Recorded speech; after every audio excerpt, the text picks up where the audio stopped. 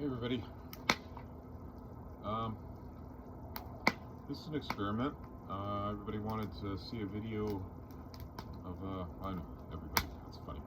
But everybody likes a campfire, so I got a campfire, dog, and I have a camera set up, and I'm hoping my headphones are capturing the sound. Yesterday I tried shooting a video in the park and picked up all sorts of background noise. And I didn't really like it because I talked for a long time and didn't really say anything. It was a really long, boring video. Anyhow, so I just wanted to share a couple of experiences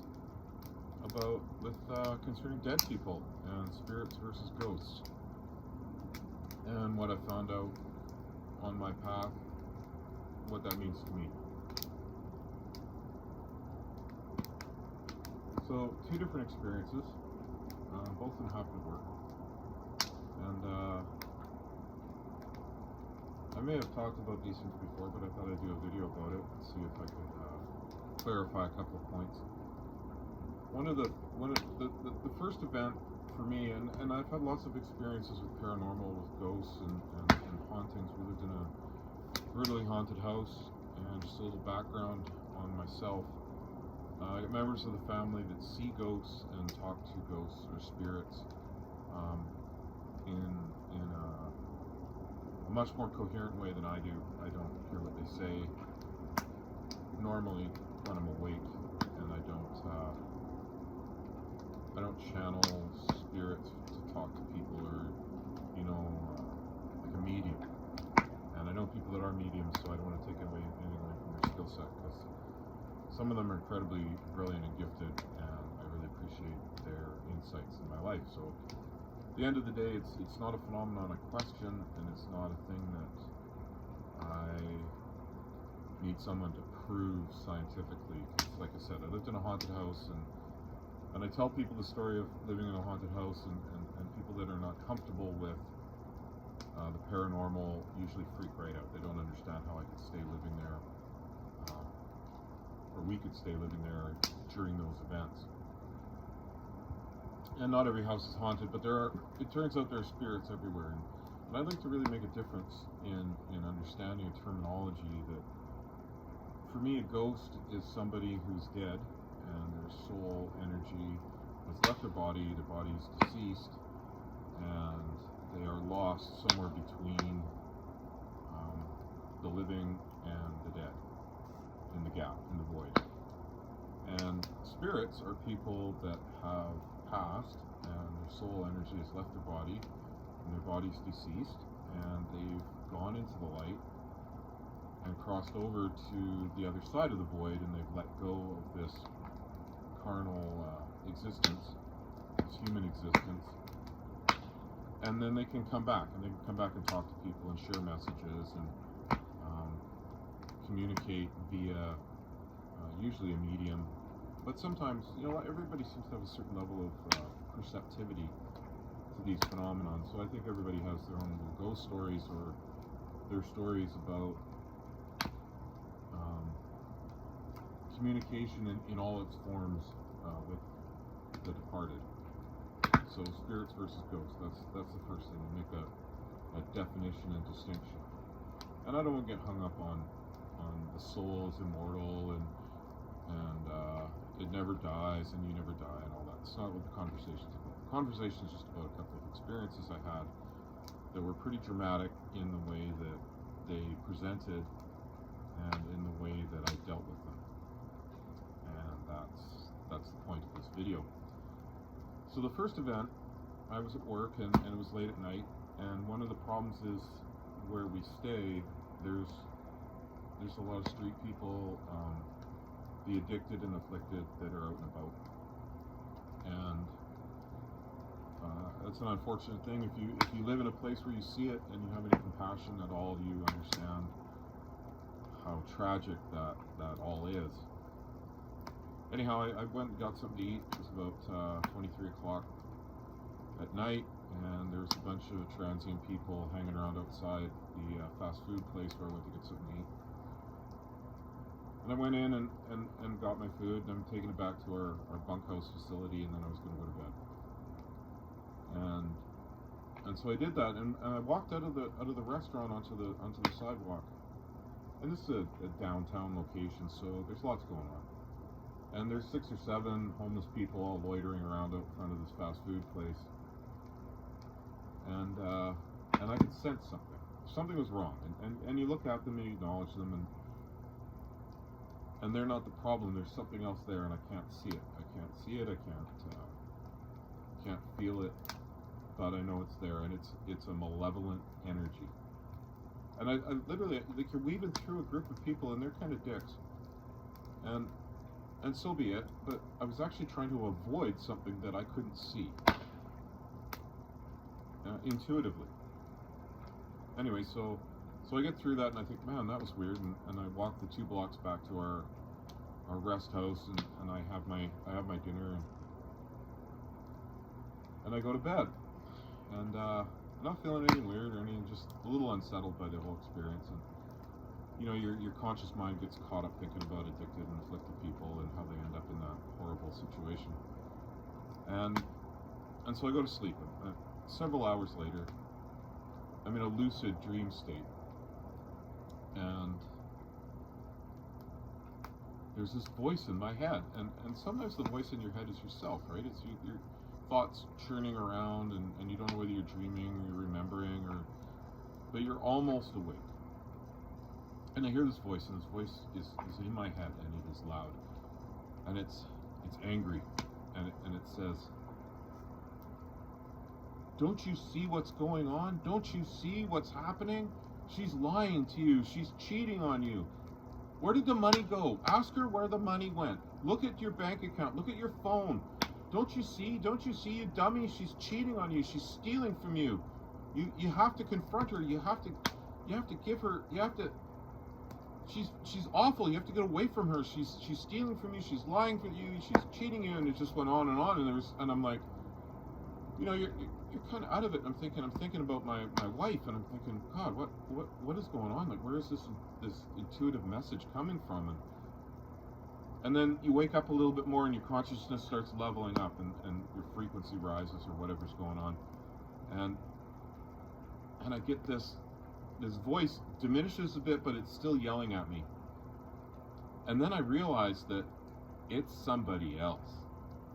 Somebody's in my head, or somebody's talking to me in the room, has attached themselves to me. And I wake up fully, and I'm just like, I'm standing there going like, what the heck is going on?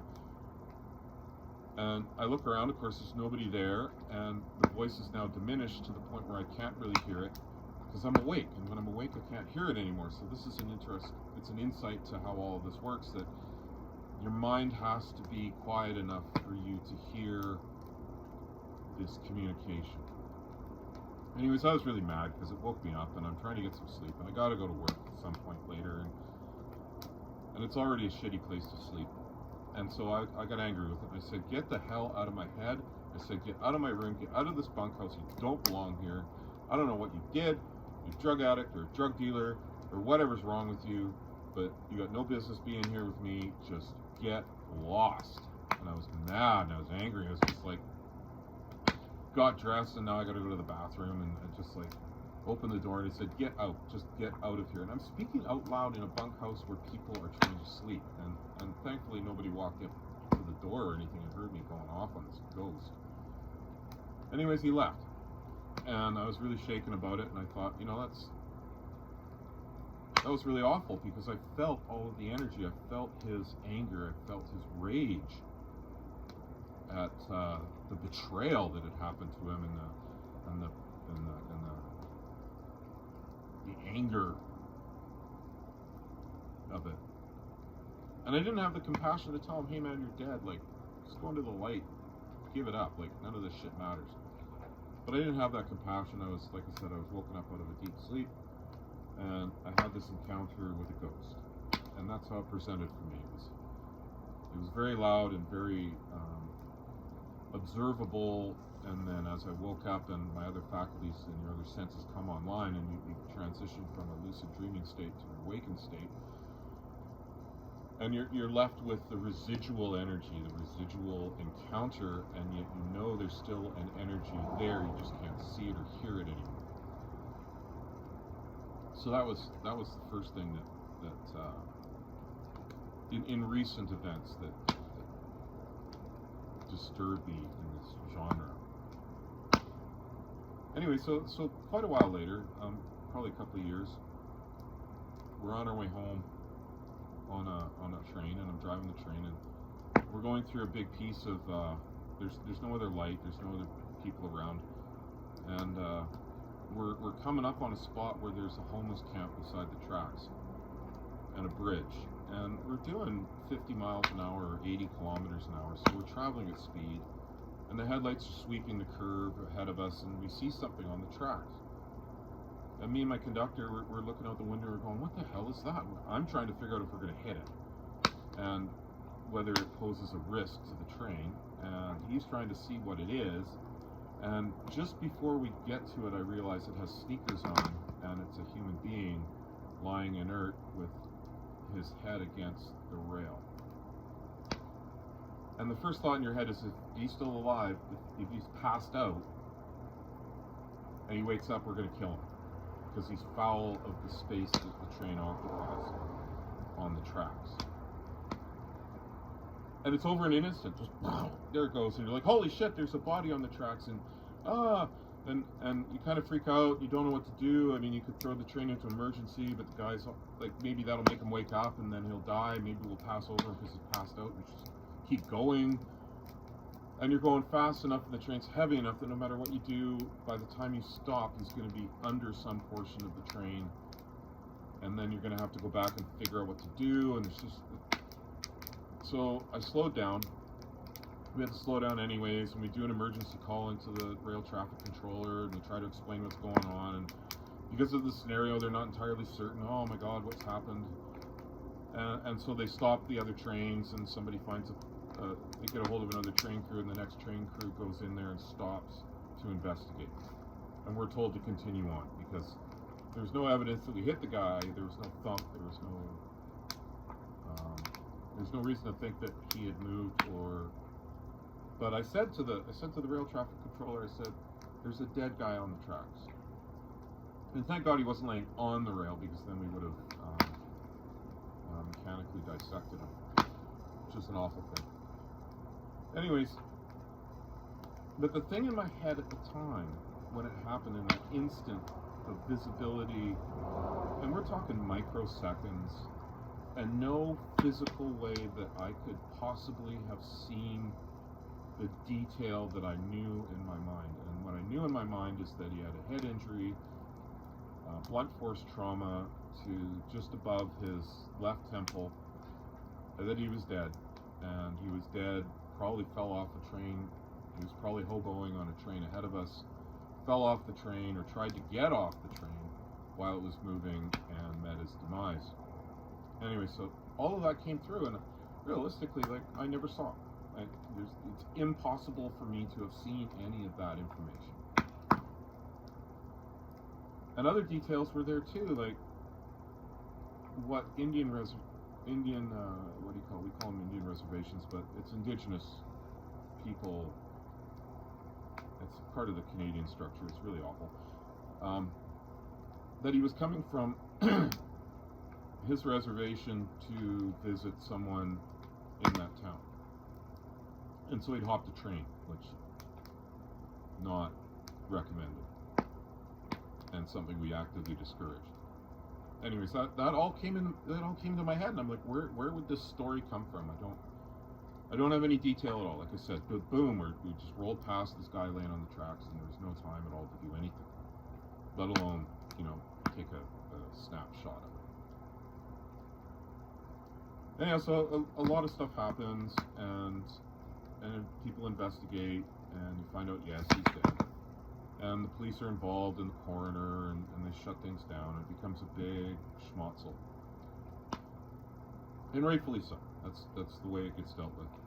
Unfortunately, it happens enough that there are actual procedures in place for this. Anyhow, so I get home, and many hours later, and nowhere near where it happened, after the end of my shift, and I'm crawling into bed, and the thing, it doesn't help. The thing that, where my perception is, where I sense these things is, I sense the presence in our bedroom, standing there beside the bed, looking at me. And just, and it seems to represent in my right hemisphere of my brain a sense of a being there with no details. It's not like The Sixth Sense where you see all the graphic anatomical damage to the dead person. It's just like an aura or an energy, a coherent energy, a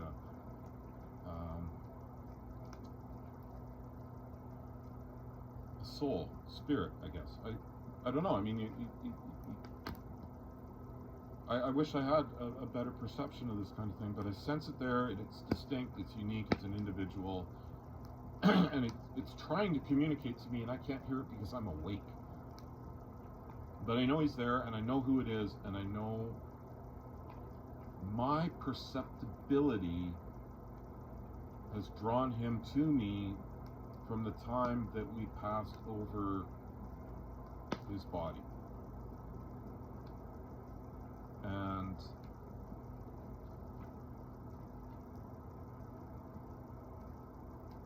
he's standing there and he's confused. And so I said, hey man, I'm really sorry for what happened. I don't know whether you know, but your body's dead. And that happened. I mean, I don't know how you got there. I don't know what circumstances led you to be there. But I'm really sorry. Like there's no going back. You can't go back and get your body. And this isn't an out of body experience or a near death experience. You're dead. And if you look around, you should see or sense a light. And you need to go into the light. And I felt a little bit of fear about that. I said, no, it's okay, because you got to understand the light is love. That's what it is. It's pure love. There's nothing judgmental. There's no going to hell. You're not going to be made to pay for your sins. And I said, all of your ancestors are waiting. They're waiting to welcome you to that higher realm, and you need to go into the light. I said, I'm really sorry. I don't know what you had planned for your life, or what things you were happy or sad, or I don't know anything about you, but I know that on the other side of that light you're going to get the answers you need, and it's peaceful, and it's not something to be afraid of. Like I said, there's no judgment, there's no repercussions, and your ancestors are waiting for you. And my perception is that that energy receded out of my bedroom. Now, ironically, my wife woke up and she heard me talking to him, and she got up, and after this exchange, this verbal exchange where I'm talking to a spirit in our bedroom, of course my wife was now awake, and she's like, who was that was in our room with us? Because she can see them.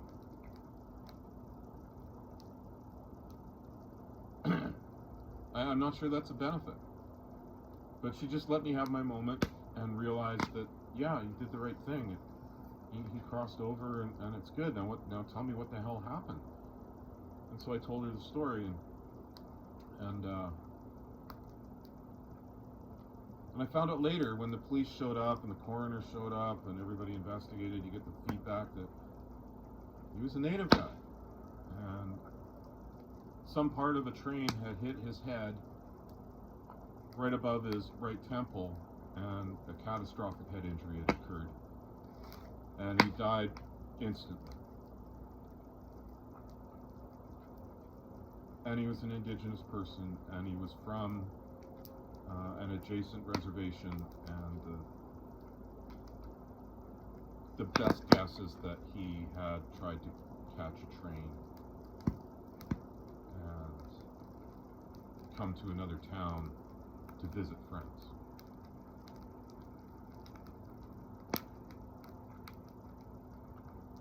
That all came out after. And I never said anything to anybody, of course, because everybody thinks you're crazy when you talk about this stuff. But that's my experiences firsthand with the way I interact with what I'll call ghosts. One a happy result and one a very unhappy result. And that's a different scenario entirely than experiences where I've had spirits of the deceased come back to chat. Anyways, that's it. I think that's a pretty good video, just talking about those two experiences and how that presents for me, and sort of where the basis for the discussion on a structural concept of spirituality within the realm of human experience. So, campfire ghost stories with Andrew. That's about it. I hope you're all well, and that's still 21 minutes. That's terrifying. Okay, thanks a lot. Be well, and have a campfire. It's a great time.